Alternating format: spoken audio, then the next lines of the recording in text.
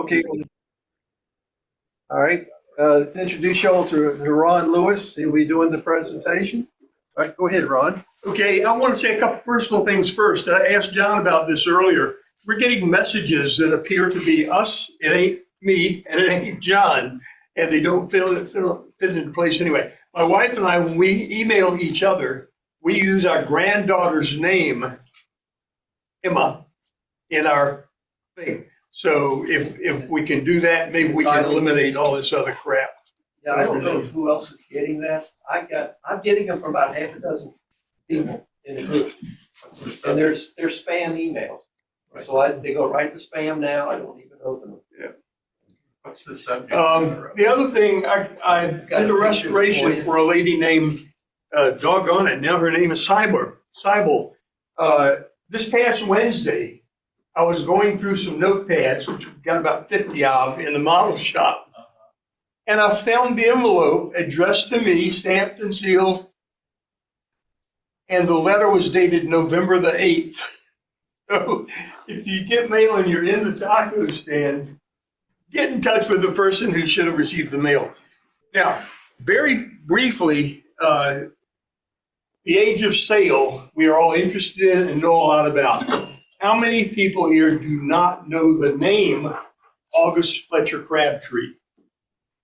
Everybody knows who Crabtree is. I've heard of it. Okay.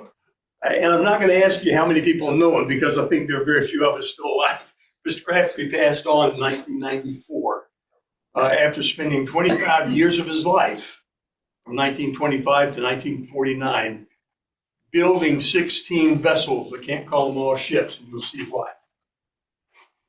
Now, he became a household word in 1955 when he came here, did a bunch of TV things and such as that, and became one of the best-known modelers in the model world. That's not what we're going to do today.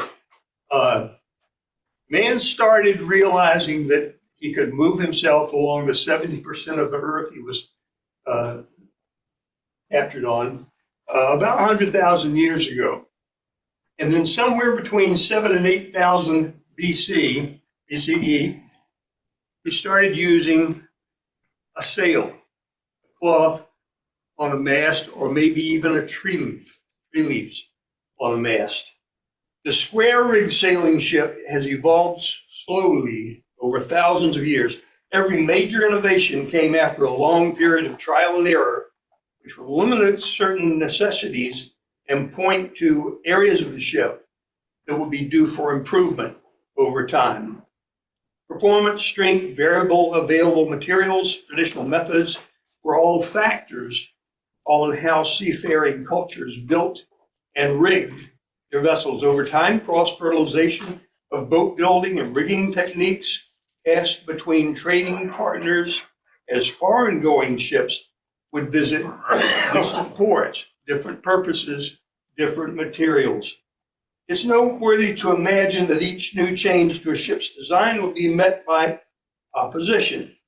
Sailors trained in their expertise to work a ship as they were, and masters and ship owners who welcomed the newest technology as a method to increase safety upgrades that now seems so sensible, but most likely at the time were regarded as revolutionary. How they accumulated into the perfect seagoing vehicle before they met their end at the hands of the internal combustion engine and a strategically placed canal. That happened in 1869. It was the Suez Canal, and especially tea clippers no longer had to sail from China and the Spice Islands around Africa to get the tea to the Londoners by 1 o'clock in the afternoon. 90 days from 1 o'clock.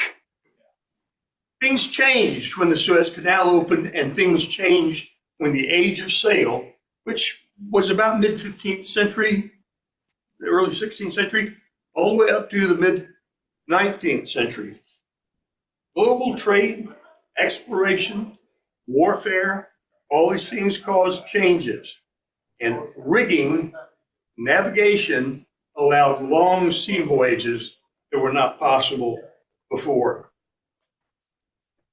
You remember in history way back many, many years ago, we studied Hero's Aeolipile, little steam engine, ball. When you turned it on, heated the water in it. It did what? Spun. Around and around and around. That's all it did. When was that? 10th century AD. So now we have a steam engine. What do we do with it? Now, sail became the propulsion of choice all back around going into the mid 15th century. How fast is the fastest, I'll say, sailboat in the world? How fast? Any guesses? Well, that Is that depends. one? 50 knots. 12 or 50. What knots? Right, the American. 50, 60. I've got 21 knots. Anything higher? 50. 50? So, I don't think any sailboat 55. goes that fast. A foiling sailboat, which was named the Vespa Sail Rocket 2, went 500 yards at 75 miles per hour with nothing but wind. There's another one lined up to try to beat that record. Okay, you know about Crabtree, you know about sailing. We are going to the Crabtree Gallery, and we're going to look at the Crabtree ships, and we're not going to talk about Dr. or Mr. Fletcher, August Fletcher Crabtree. We're going to look at things on the ships that if you've seen them, you may have never noticed. If you didn't go on tour with me, there are things you couldn't even see, but you can see them today. So I'd like for you to come with me to the Crabtree Gallery. Incidentally, this is going to be an open forum. If you have questions, if you're about Mr. Crabtree, I'll try to answer briefly. If you have questions or knowledge that you want to share with me, Sword, Dean Sword? Yeah, Dean Sword, yeah. He's nice, really nice guy. Nice house on the ranch, So far, so good, Ryland. western branch of the. Okay, That's- we're trying something. I don't know if this is going to work or not, but we'll see. It's a great idea, whoever came up with it. So far, so Well, good. Jackpot. He was a doctor. Yeah. He was a doctor. He was an old school. Here I am. I'm walking through the museum right now. You're not building any of the ship. Like. Yeah. It's different. One, you're representing a welded steel vessel. I would really not like 3D printing. No, and so, and Jack was old school enough. I always say this. Didn't set up your own. What exhibits are these that you're walking through? Again, here's our ship bottom booth and Dave Baker and Hein Schiller. Smile for us, Dave. Grin. Some more of the collections that are out. They started storing a lot of the information, some of their collection here that normally the public would not see. Yeah, they still haven't put any signs out to describe them. Right, exactly what it is. much easier because of a sail evolution. Now we have two. Now we're going to backtrack a little bit. You see that the sides of this hull are quite smooth. A fellow named William in 1066 took a ship that looked a lot like this across the English Channel and ended up where? France. Nope, he left France. Left, right. Oh, But you were close. Denmark? Took his army and took over. Now, William was a descendant of a Viking. So does this ship look like a Viking ship? Of course it does. Pretty much they all did at the time. But William won the battle because he had a craft, actually about 500 or 600 of these, to cross the water and take over France. He was already in charge of Normandy. Normandy, Norman's land, Norseman's land. He was the king there, and now he goes to France, to England, and becomes the king of England on Christmas Day in 1066. Why? Because his craft were large enough and supportable enough to take horses with him. His rival had none, no horses.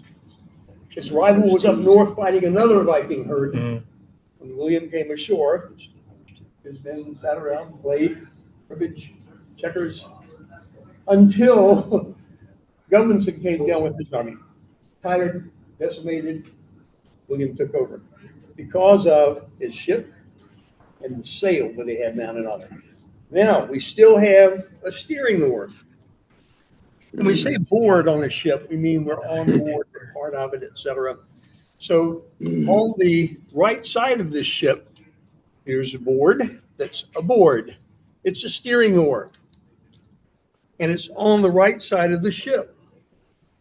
The steerboard side. Starboard. Exactly. That's where the term came from. Why did they put them all on the right-hand side? You'll know. This is now a fabric sail. We've advanced that far, but we're up at 1066 AD. So we've made some improvements, but we still have oars, propulsion oars, and quite a few of them. So if we had wind, we could sail.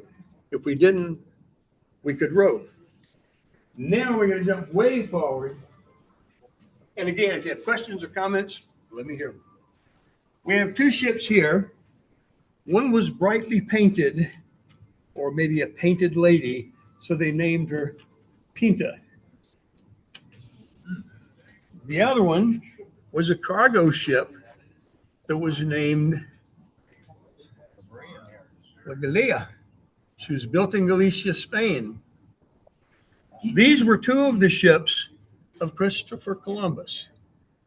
He renamed the cargo ship, which became his main ship, renamed it St. Mary, Santa Maria.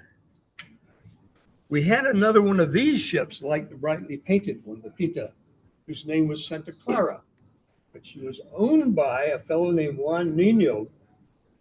So her nickname was Nina. Pinta, Nina, and Santa Maria, Columbus's ships. Now, how far have we gotten at this point? Because this is a turning point. It's very important. We had a steering oar. What do we have now? A rudder attached to the stern post with pintles and gudgeons, which is hinge fins and hinges, with a lever, which you can see at the top, that runs inside the ship and is down below decks. So we can control that steering oar, which is now a rudder. Now, we also have a sail plan that's different. 1, 2, 3, 4, 5 sails instead of one sail or two sails. Each sail has its purpose. The mainsail, or the course, is very important for propelling the ship forward. Good wind, it's going to go forward. We need to change tack to turn the ship. We have a lateen sail here. We have a topsail if the wind is wrong. We have a foresail, and there's the spritsail. Spitsail, and it's on the bowsprit. Now, fully rigged, this ship in 1492 crossed the Atlantic Ocean and ended up not in Virginia, far south of here. But on Christmas Day, she ran aground. They couldn't free her, so they took her apart. Columbus came here 4 times in sailing ships, so that's 8 trips. Back and forth 4 times, that's 8 trips. The best known of his ship, Santa Maria, finished 1/2 of his first trip. Couldn't get her off the sandbar, took her apart, built a fort, and Columbus left. When he came back the very next year, the fort was gone, the men were gone. Cannibals ruled that whole area at the time. But the sail plan here in 1492 is almost fully developed. Now, why square rig? Well, the truth is, this is called a caravel, the smaller one. This freight ship is called a carrack. The caravels along the Mediterranean generally did not have square sails.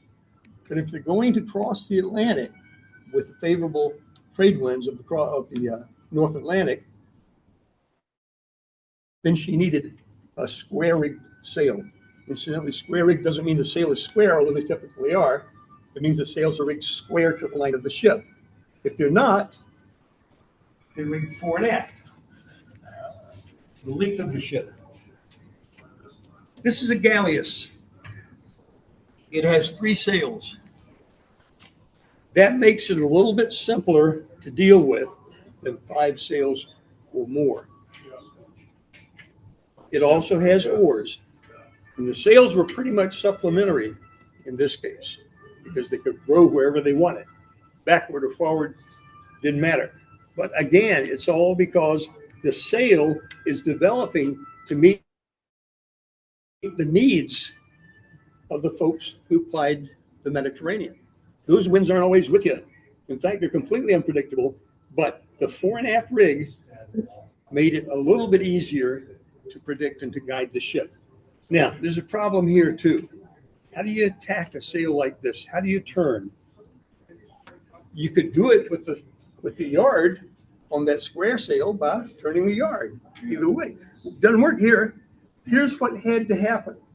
We've got this long fished spar, and we're going to bring the top end of it up so it sits vertically in front of the foremast, mainmast, mizzen mast.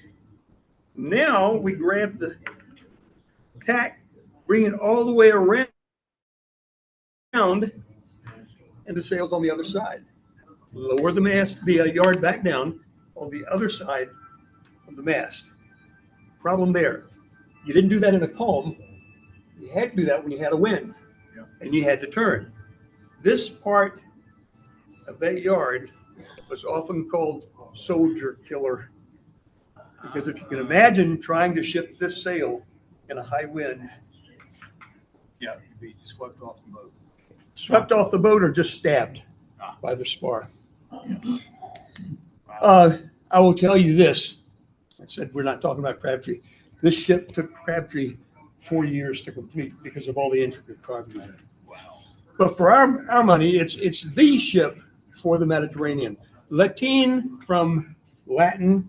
Everybody from Middle East was called Latin, so we have a Latine sail as a result of that French version of that. Now, this is not a warship. None of them are yet, except if you study the Battle of Lepanto, you'll find that they ended up being warships. Here we have something different. There are 2 ships here. One is the English Royal Yacht, and the other one is a Dutch Royal Yacht, a bit smaller. We've solved the problem here. And what is it? It's that huge triangular sail. Here's the huge triangular sail, but it's in 3 pieces. No more soldier killer, much easier to control, and a topsail. If it doesn't have a topsail, it has a different name. The ship does. There's something else different here, and I want you to get close enough to see it. Remember when we finally attached a rudder to a stern post? It was about the 12th century. You see this stick sticking up through the deck? Yes, Guess what it's attached to? the rudder. Exactly. It's attached to the tiller, and that enables the helmsman to stand up here and see what's going on while he turns the tiller wherever it needs to go. Now, again, sailing. Sail is the propulsion.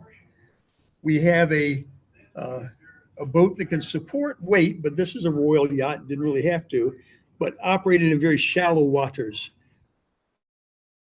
So, although it's not directly associated with the sail, these wings, if you will, they're called leaf boards, to operate in shallow waters.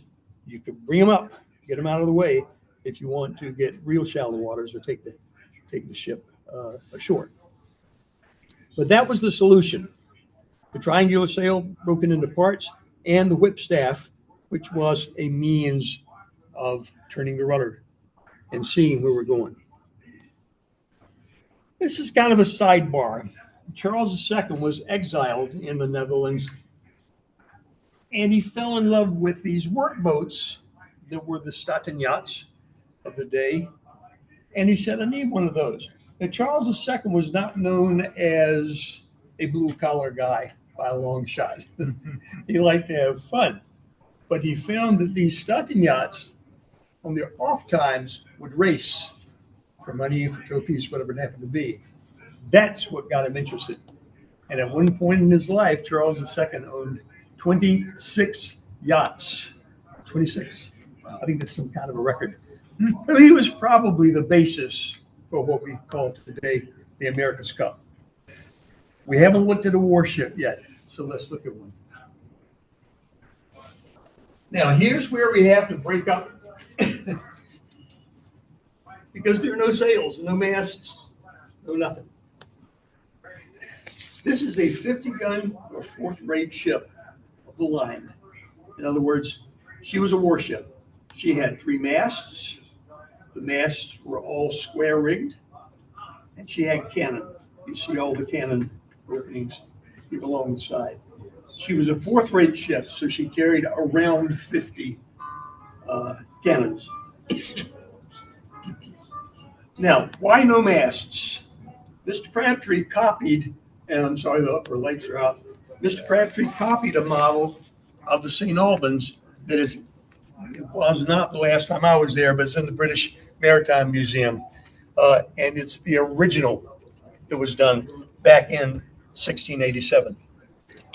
So that's the one that Mr. Crabtree copied to produce his St. Albans.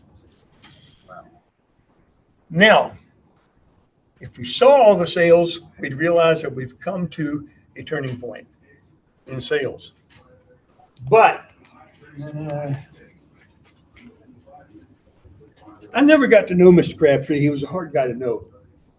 But I appreciated his dedication and all that. He left out a couple of ships that would have a very good place in this evolution. One whole category of ships called clippers. And the clipper ships, T-clippers, and the clipper ships had their evolution into what we call today a windjammer. Mm-hmm. Lots of sails, up to 40 sails, all square rigged. That to me would have made a good part of the story, but we don't have it. So we're back to a galley, but in this case, the sails were important, the rowers were important, but it was the sail again that powered the king's yacht. And the same Latin problem that we have here. Lots of oars, so they do a pretty good speed. But the sail is back to Latin. Why? Mediterranean. That's where we are. Now, let's cross the Mediterranean and get to the only United States ship. This is a sail rig at its very best and most complete. Get through here. Sure. We have one foresail here.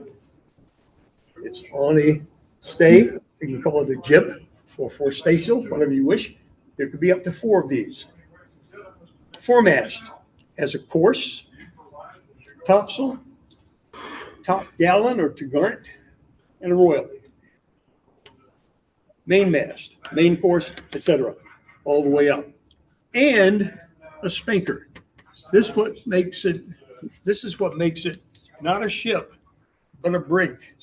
By this point in the 19th century, a ship has at least 3 square rig masts. This has 2. It's called a brig. It's a snell brig because of this trigger sail at the rear end. Some people call this Crabtree's mistake because he called it the Lexington after he built it. I want to show you a couple things that you're going to have to look very closely to see.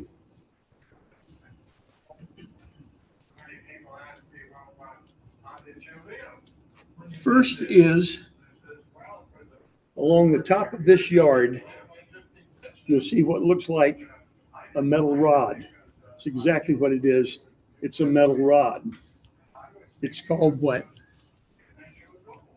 No idea. It's called a jack stay.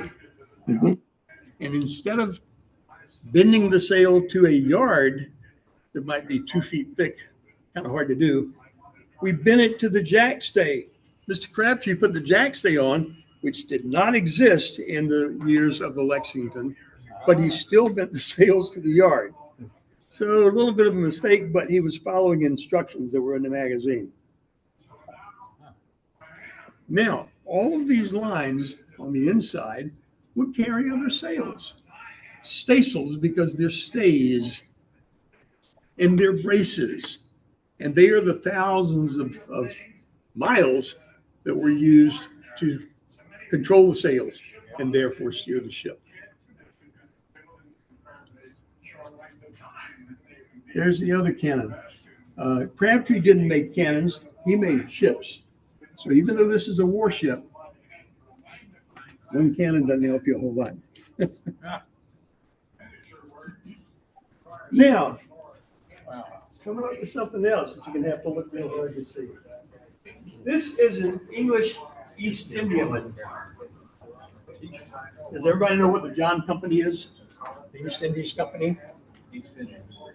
They had their own East India. navy, if you will. They had plenty of guns because they had freight to protect. East Indies Company was given more or less a monopoly in 1600. East Again, India Company. those sails are rigged on this one. But including it because I want to show you something else. Mr. Crabtree was a model maker. In this period,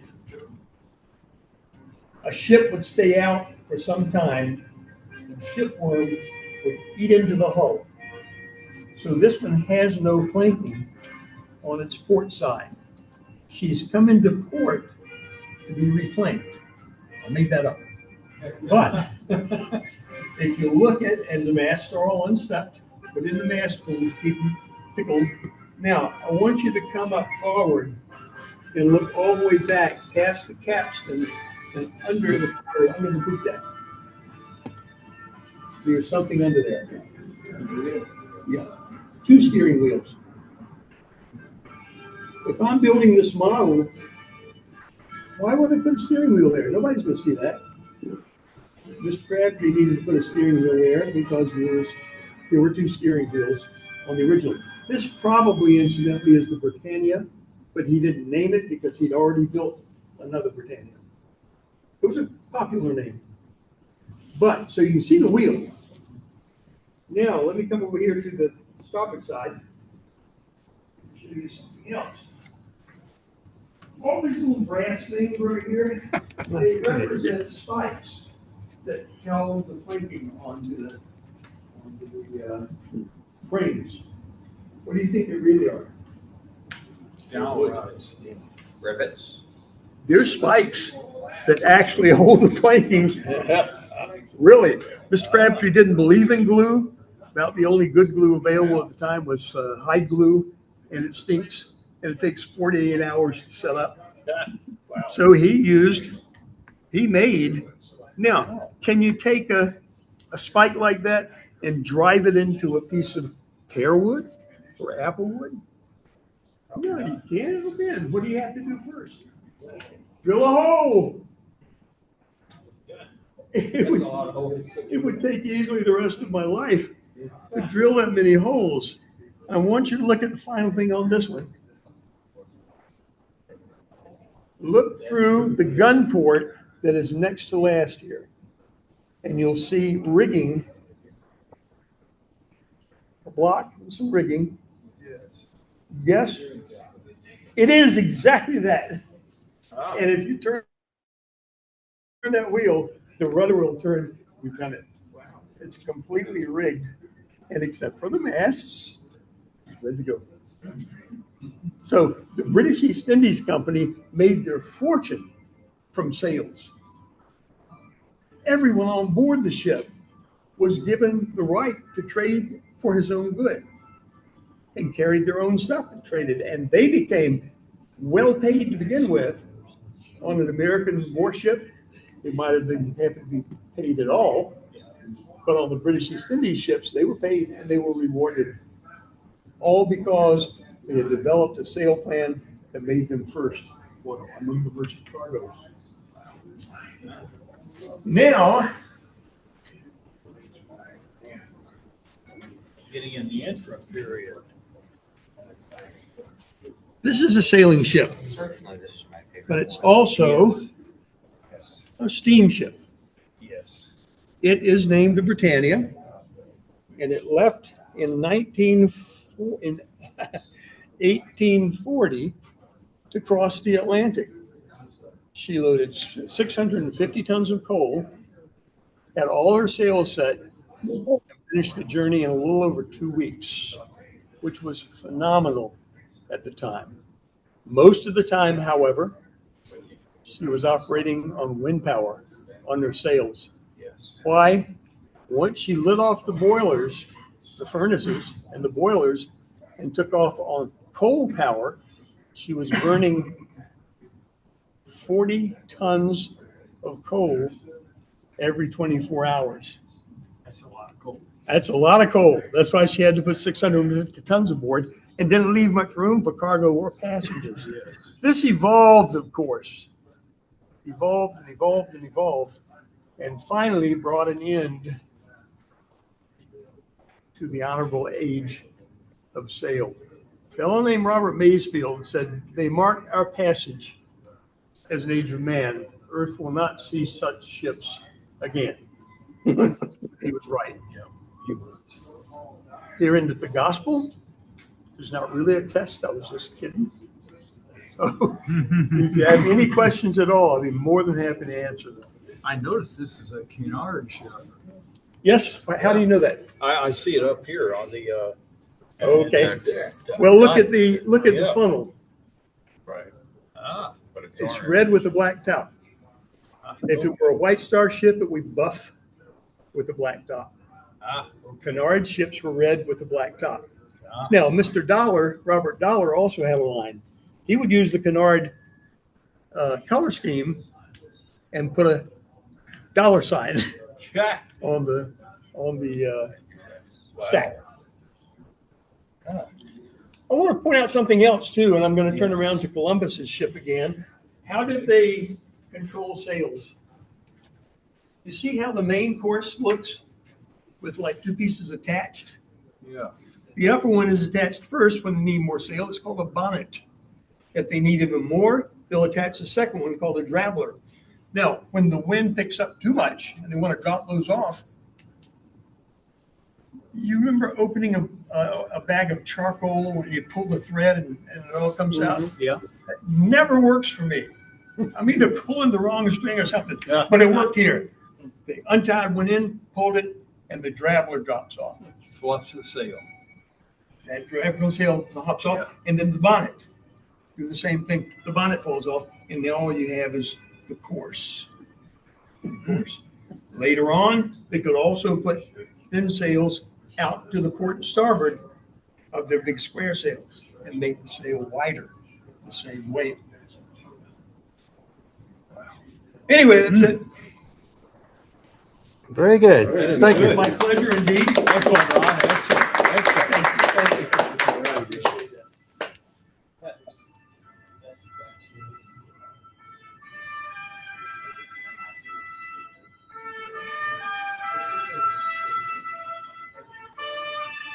In the Mariners Museum in Newport News, Virginia, there is a collection of miniature ships that have no equals.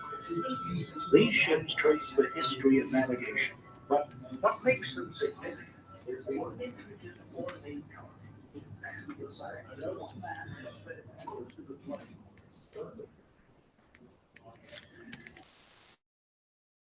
All right, this concludes our presentation for the day. The speaker was Ron Lewis. who is a member of our club and also a volunteer docent of the Mariners Museum. He's very knowledgeable about the Crabtree collection, and he actually knew Mr. Crabtree when he was alive. And so he's, like I said, if anything about the Crabtree collection you want to know, he is the guy to go to. So this ends the meeting, and we will see you all next month. Thanks for attending. Well, Thanks, Rylan. Rylan, thanks so much for all that effort to get us included. Walking all over the place. Thank you, Yeah, Rylan. I hope it worked. It did, and I learned more than I can remember already. Yeah. Thank Okay. you. Well, thank you all for sticking around. And like I said, we will see you next month. Sounds good.